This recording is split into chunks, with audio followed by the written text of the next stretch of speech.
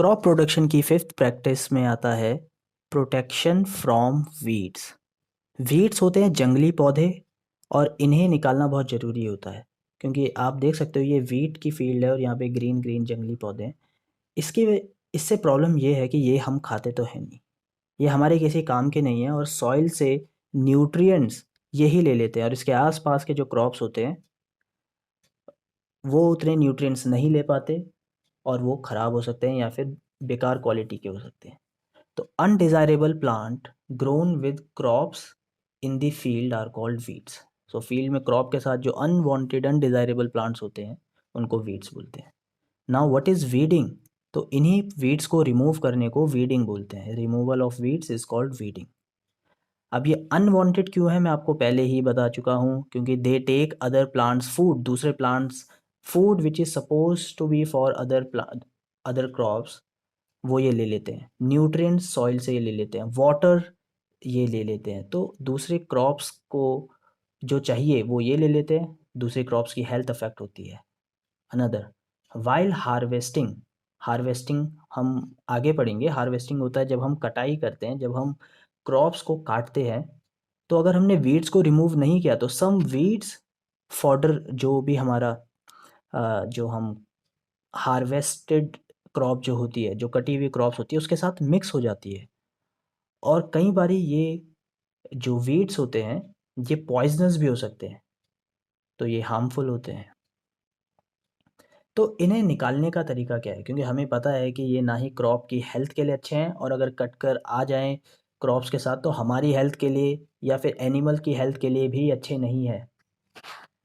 क्योंकि ये फॉडर जो होता है ना ये एनिमल खाते हैं, ये रेज़िड्यू होता है क्रॉप का। क्योंकि क्रॉप का कुछ ही पार्ट हम खाते मतलब हमारे लिए होता है, बाकी जो रिमेनिंग पार्ट होता है जो उसे फॉडर बोलते हैं और ये चारा होता है, ये एनिमल के लिए जाता है। तो एनिमल के हेल्थ के लिए भी अच्छा नहीं है अगर उस फॉडर के अंदर वीड्स हो। तो इसे रिमूव करने का तरीका है टिलिंग बिफोर सोइंग। अगर आप भूल गए तो टिलिंग एंड प्लोइंग हमने सबसे पहले पढ़ा था प्रिपरेशन ऑफ सॉइल में। टिलिंग एंड प्लोइंग मतलब जब हम सॉइल को खोदते हैं, ठीक है, turning up of the soil. तो उस टाइम टिलिंग सोइंग से पहले टिलिंग अच्छे से आप कर दोगे तो उस टाइम पे कोई भी वीड होंगे वो उखड़ जाते हैं। लाइक ये देखो, ये प्लोइंग कर रही है स्टार्टिंग में और वीड भी इससे रिमूव हो जाएंगे। और उसके बाद जब वो वीड्स उखड़ जाते हैं, जब वो सॉइल से अलग हो जाते हैं तो वो ड्राई हो जाते हैं, फिर डिकम्पोज़ हो जाते हैं और सॉइल में ही मिक्स हो जाते हैं। तो ये तो अच्छा ही हुआ कि वो मैन्योर का काम भी करने लग गए। सेकंड मेथड है मैनुअल रिमूवल। लेट्स से कि कुछ वीड फिर भी रह गए, आप इंस्पेक्शन कर रहे हैं, आप अपनी क्रॉप्स देख रहे हैं, आपको कुछ जंगली पौधे बीच में अलग से पौधे दिखाई देते हैं, तो आप उसे मैनुअली अप्रूव करो। हाथों से भी अप्रूव कर सकते हो या फिर खुरपी की हेल्प से भी, एक टूल होता है जो काफ़ी शार्प होता है, उसकी हेल्प से भी आप उन्हें काट सकते हो। देन सीड ड्रिल हमने सोइंग में पढ़ा था। सीड ड्रिल जो होता है वो सीड्स को यूनिफॉर्मली सो कर देता है। तो सीड ड्रिल भी क्या करता है ना, वो प्लोइंग भी एक तरीके से करता हुआ ही जाता है, ये आप देख सकते हो यहाँ पे। और इसकी अगर आप ये बड़ी फील्ड में सीड ड्रिल का यूज़ कर रहे हो तो ये भी आपके जो अनवांटेड प्लांट्स हैं जिसे वीड बोलते हैं उसको भी अप्रूव कर देता है। एंड फोर्थ तरीका है जो मैं अभी तक डिस्कस नहीं किया है, वो है weedicides. There are some chemicals जो वीड्स को किल कर देते हैं। तो कुछ स्पेशल केमिकल्स होते हैं, डेफिनेटली वो क्रॉप्स के लिए हार्मफुल नहीं होते, क्रॉप्स पे वो कुछ इफ़ेक्ट नहीं करते, बट वो वीड्स को ख़त्म कर देते हैं। तो उनके बारे में पढ़ते हैं, वीडीसाइड्स। तो अगर वीडीसाइड का एग्जांपल बोला जाए तो 2,4-D। आप सोच सकते हो ये अजीब नाम क्यों? तो ये कई सारे जो केमिस्ट्री में कंपाउंड्स होते हैं उनके नाम ऐसे होते हैं।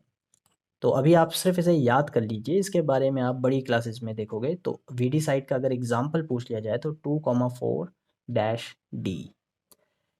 Spread in the field it only affects the weed not crops. इसे स्प्रे किया जाता है जैसे यहाँ पे स्प्रे किया जा रहा है और ये सिर्फ और सिर्फ वीड को ही अफेक्ट करते हैं। इस वीडीसाइड को 2,4-D जो है, 2,4-D मैं इसे बोलता हूँ, इसको आप डाइल्यूट करते हो वाटर के साथ, डायरेक्टली नहीं करते, आप इसे वाटर के साथ डाइल्यूट करते हो अपनी रिक्वायरमेंट के हिसाब से। लेट्स से कि अगर बहुत ज़्यादा वीड है देन आपको ज़्यादा पानी नहीं मिलाना, अगर कम है और हल्के-फुल्के हैं तो आप ज़्यादा पानी मिला सकते हो। तो according to your need requirement आप वाटर के साथ इस वीडीसाइड को मिलाते हो एंड स्प्रे करते हो। Now problem with weedicides are कि ये हार्मफुल होते हैं फार्मर्स के लिए। अगर फार्मर्स इसे इसके कांटेक्ट में रहते हैं, इसे कंज्यूम करते हैं, लाइक नॉट खाते हैं बट जब वो सांस लेते हैं तो तब ये केमिकल उनकी जो है बॉडी में जा सकता है, तो ये इनके लिए काफ़ी हार्मफुल होता है। तो इसीलिए they must cover their mouth and nose while doing this. ठीक है। अब सवाल ये आता है कि बेस्ट टाइम क्या है, हम कब वीड को रिमूव करें। तो best time to remove weeds होता है उस पे फ्लावर आने से पहले, क्योंकि इसके दो रीज़न है। एक तो जब तक फ्लावर उस पे आ गए तो उसने काफ़ी सारा रिसोर्स यूज़ कर लिया है, उसने सॉइल से काफ़ी सारे रिसोर्स यूज़ कर लिए हैं। एंड सेकंड चीज़, फ्लावर आने के बाद ये क्या करते हैं, वही फ्लावर जो होते हैं वो स्प्रेड हो जाते हैं, और ये फ्लावर से सीड स्प्रेड होकर और सारे वीड्स ग्रो हो जाते हैं। तो उसके बाद वो अनकंट्रोलेबल हो जाता है, क्योंकि अगर फ्लावर भी उस पे आ चुके हैं तो उसके बाद वो काफ़ी सारे और वीड प्रोड्यूस करने के लिए सीड्स इधर-उधर जो है भेज चुकी है। तो इसीलिए फ्लावर आने से पहले उन वीड्स को रिमूव कर देना चाहिए एट एनी कॉस्ट, अगर हमें वीड्स की समस्या से छुटकारा चाहिए तो। नेक्स्ट वीडियो में हम देखेंगे हार्वेस्टिंग।